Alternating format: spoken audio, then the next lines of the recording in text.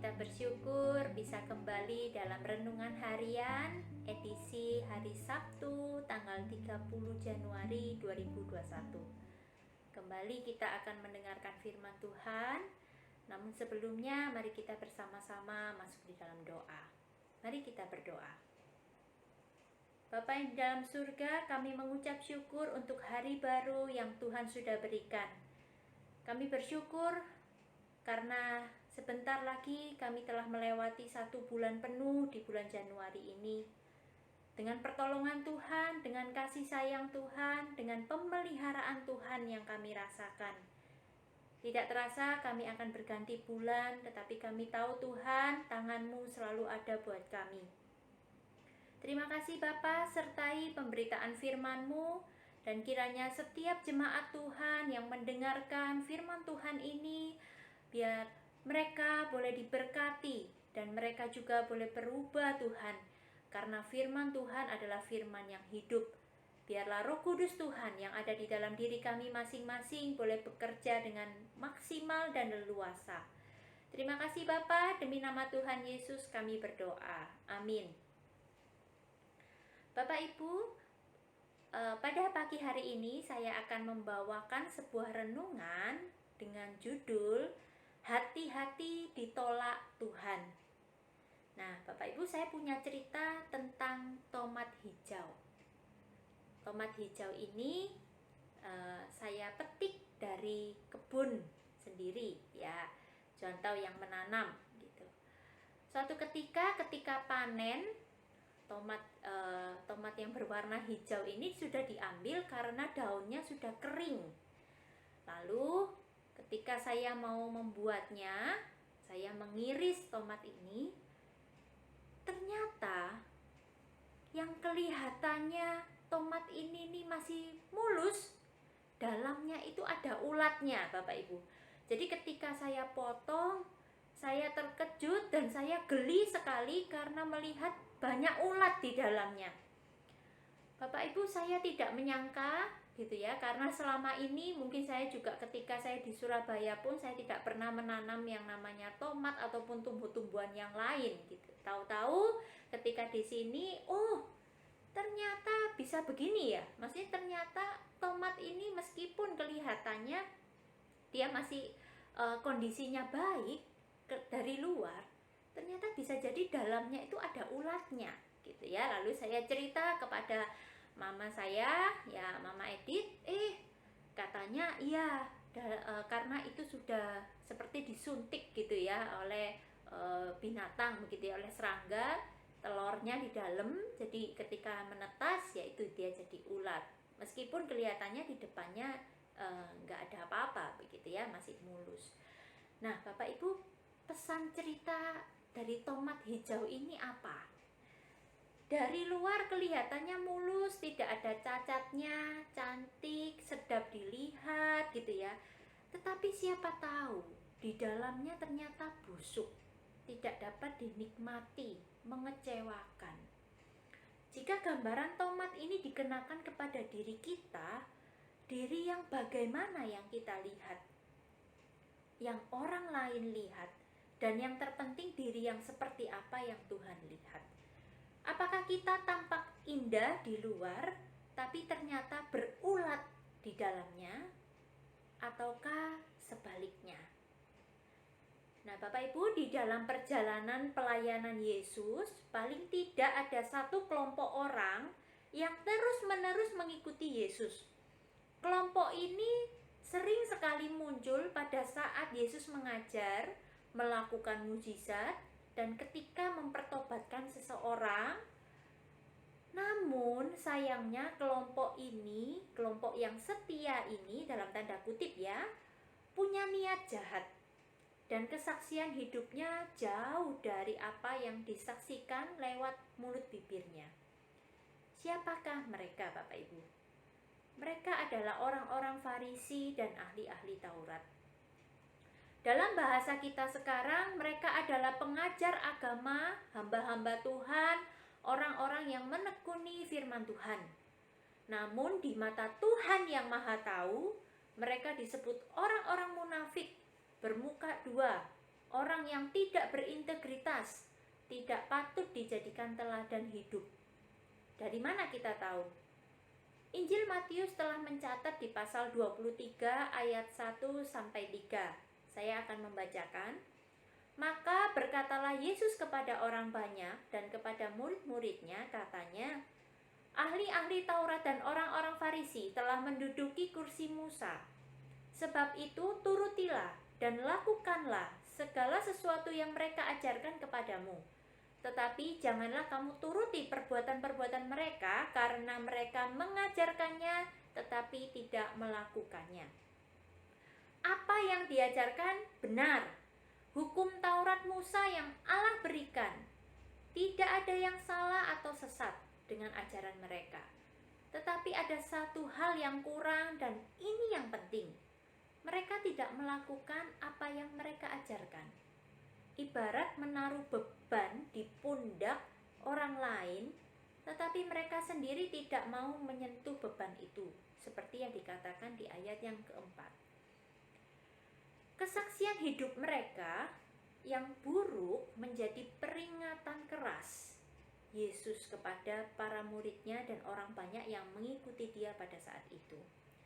Di dalam pasal 23 di Injil Matius ini cukup banyak kecaman yang keras untuk perbuatan orang-orang Farisi dan ahli Taurat yang mungkin tidak diketahui banyak orang, tetapi Yesus tahu. Tuhan Yesus menyoroti kemunafikan para pengajar jemaat ini. Seperti yang disebutkan di ayat 25 sampai 28 di pasal 23, saya akan bacakan. Celakalah kamu, hai ahli-ahli Taurat dan orang-orang Farisi, hai kamu orang-orang munafik, sebab cawan dan pinggan kamu bersihkan sebelah luarnya, tetapi sebelah dalamnya penuh rampasan dan kerakusan. Ayat 26, hai orang Farisi yang buta, bersihkanlah dahulu sebelah dalam cawan itu, maka sebelah luarnya juga akan bersih. Celakalah kamu, hai ahli-ahli Taurat dan orang-orang Farisi, hai kamu orang-orang munafik, sebab kamu sama seperti kuburan yang dilabur putih, yang sebelah luarnya memang bersih tampaknya, tetapi yang sebelah dalamnya penuh tulang belulang dan berbagai jenis kotoran. Demikian jugalah kamu. Di sebelah luar kamu tampaknya benar di mata orang, tetapi di sebelah dalam kamu penuh kemunafikan dan kedurjanaan. Bapak Ibu, karena itu tidak heran di dalam khotbah di bukit, Tuhan Yesus memberikan penggambaran sekaligus peringatan kepada orang-orang yang mendengarkan pengajaran Yesus pada saat itu tentang pohon dan buahnya. Pohon yang baik menghasilkan buah yang baik. Sebaliknya pohon yang tidak baik akan menghasilkan buah yang tidak baik juga.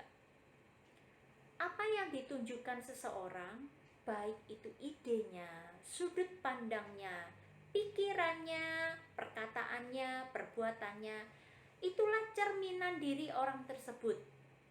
Manusia hanya dapat menilai apa yang tampak dari luar, tetapi Yesus mampu mengetahui kedalaman diri kita, kedalaman diri ciptaannya. Tidak ada satupun yang tersembunyi di hadapan Tuhan, kita tahu itu. Dia sanggup melihat, bahkan melihat segala sesuatu yang tidak kita lihat. Oleh karena itu, sebagai orang-orang yang sudah mengaku percaya Tuhan Yesus sebagai Tuhan dan Juru Selamat pribadi, orang-orang yang sudah bertobat, mari kita sungguh-sungguh menghidupi manusia baru kita. Seperti pesan Paulus kepada jemaat di Kolose, supaya mengenakan manusia baru yang terus-menerus diperbaharui untuk memperoleh pengetahuan yang benar menurut gambar kaliknya dalam Kolose 3 ayat 10. Manusia baru yang terus-menerus diperbaharui. Bagaimana caranya, Bapak Ibu? Caranya dekat dengan firman. Rindu terus untuk mengenal pencipta kita lebih dalam lagi setiap hari. Memberi diri kita seutuhnya untuk Tuhan, bukan sebagian. ketika kita jatuh dan gagal karena kita harus melawan dosa yang ada di dalam diri kita, mau berusaha bangkit kembali dan memperbaiki diri lagi.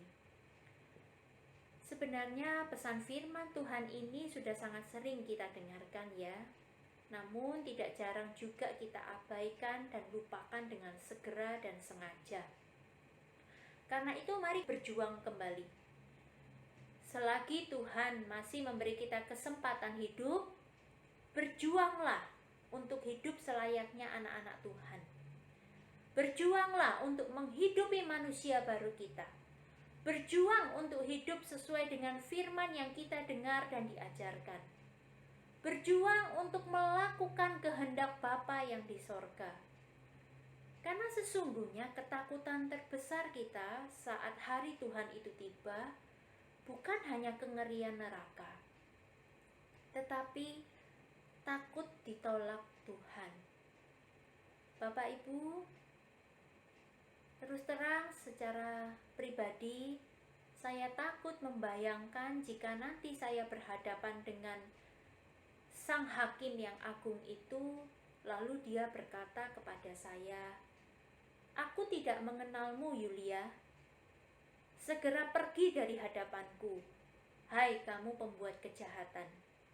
Karena kamu mengajar jemaatku tentang firmanku, tetapi kamu sendiri tidak melakukannya."